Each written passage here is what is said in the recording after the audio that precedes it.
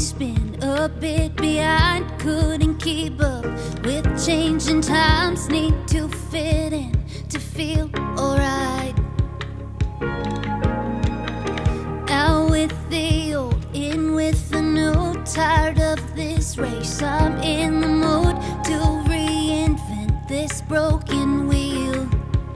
This time I will get up out of bed, get up on my head, meditate, initiate 10 steps, skincare regimen, lemon, ginger, hot water, affirmations in the shower, golly gee, look at me, it's not even 8:30, hit the gym, hashtag healthy, self-care era, take a selfie, oh, 'cause this time I'll be something that you haven't seen.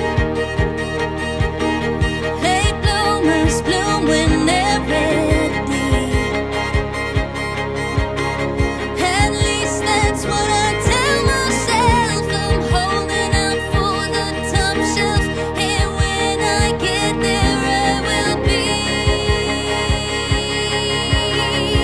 something that you haven't seen. Went back to school, I'm no savant, I have to work for what I want. This time it's straight ahead, think positive, talk to myself and say you're doing great, just don't give up, you're worth the time, do what you love, this life you're gonna lead may be messy, but it works out, you'll see, something's gonna give, something's gonna break, make mistakes, you better believe something that you haven't seen. Late bloomers bloom when they're ready. At least that's what I tell myself. I'm holding out for the top shelf, and when I get there I will be something that you haven't seen. Late bloomers bloom when they're ready. Something that you haven't seen. Late bloomers bloom at 33. At least that's what I tell myself.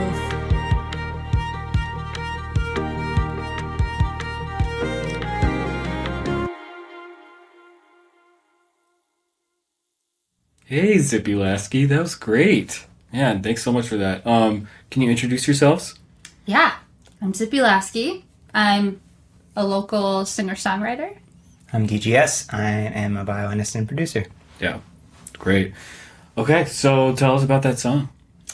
Yeah, Late Bloom was a song off of a record we just released in June. We released it as a single, and it was the very first song that we wrote together. So I approached DGS last February about doing this project together, and you sent me a few songs that could potentially work, and Late Bloom was one of them, just the instrumental of it.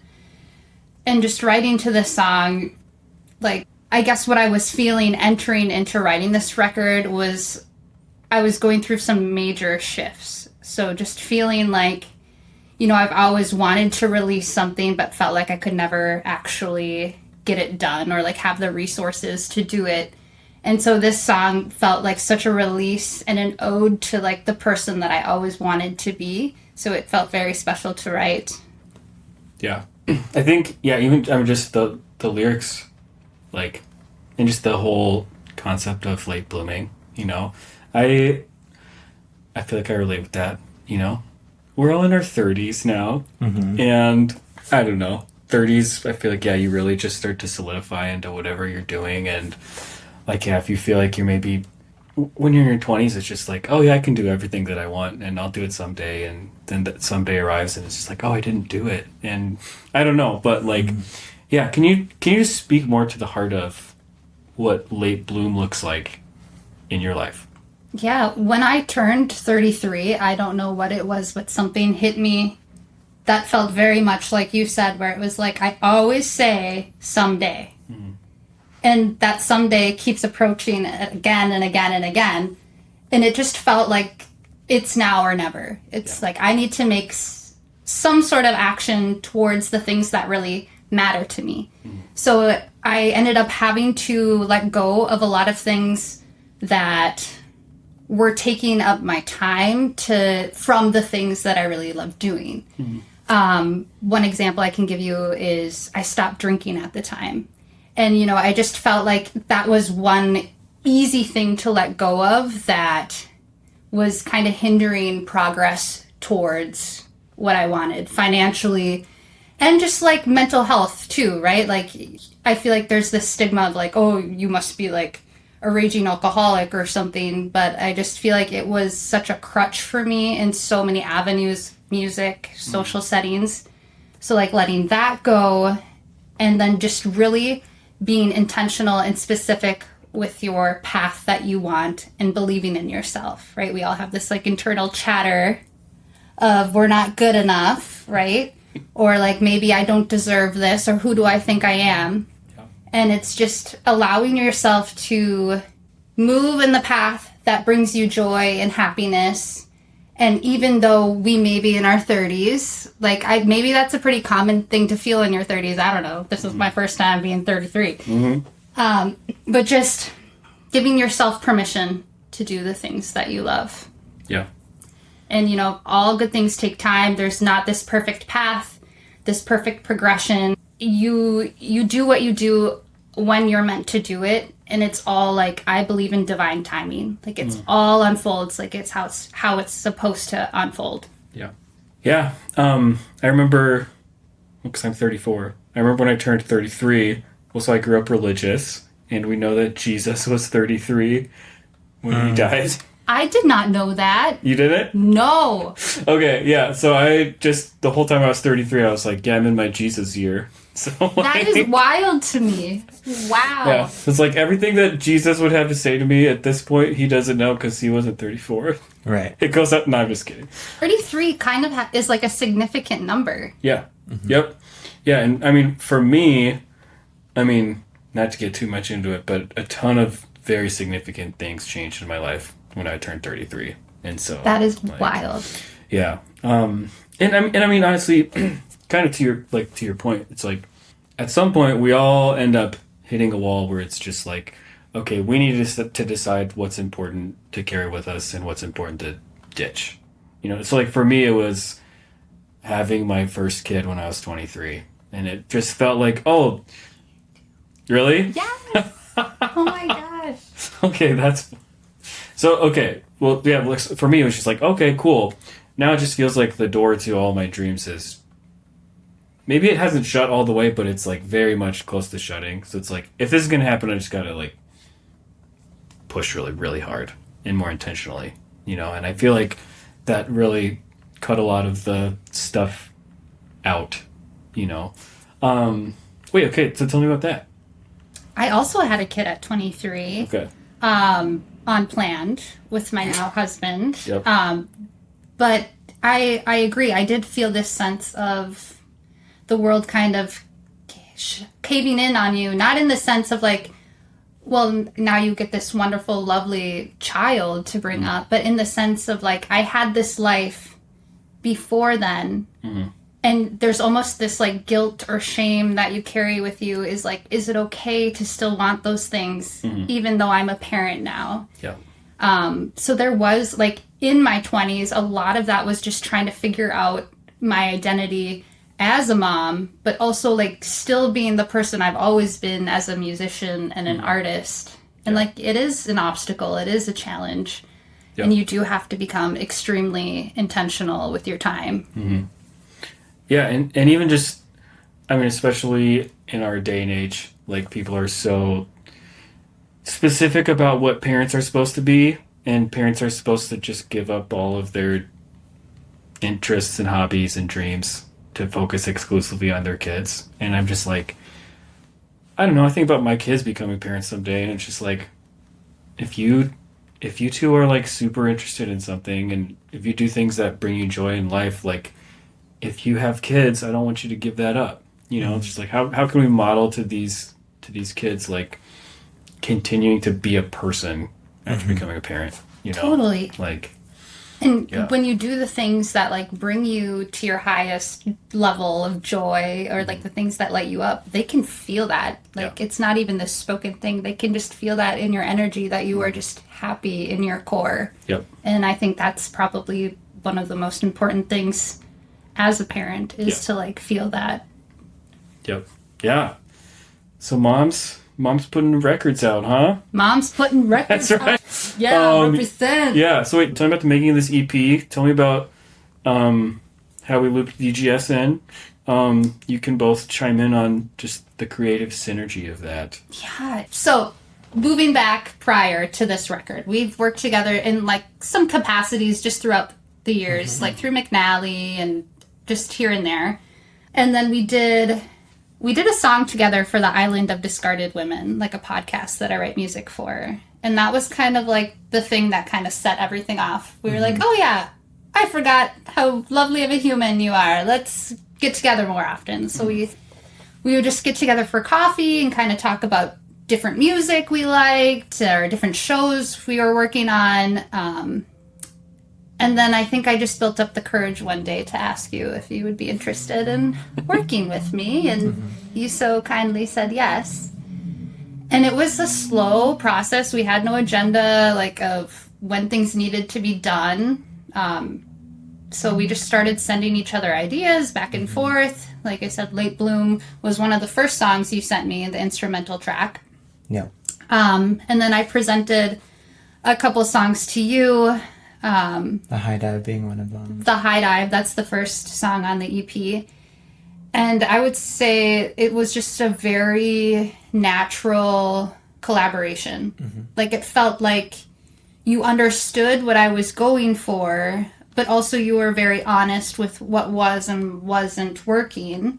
And something that was really important for me for this record was being able to receive that feedback. Because in the past, I think I've gotten a little stuck or hung up on like, well, I wrote it this way, so it can't change. And I felt that has never served me well in the past. So it was super important to me to just be receptive to feedback I was getting. And maybe, for example, Late Bloom, the second verse was completely different. Like my first write was so different. And then you kind of were like, hey, you said it so nicely. I can't articulate it exactly how you said it. But in a very, very, very nice way. You were just saying, I love what you're trying to say in this song.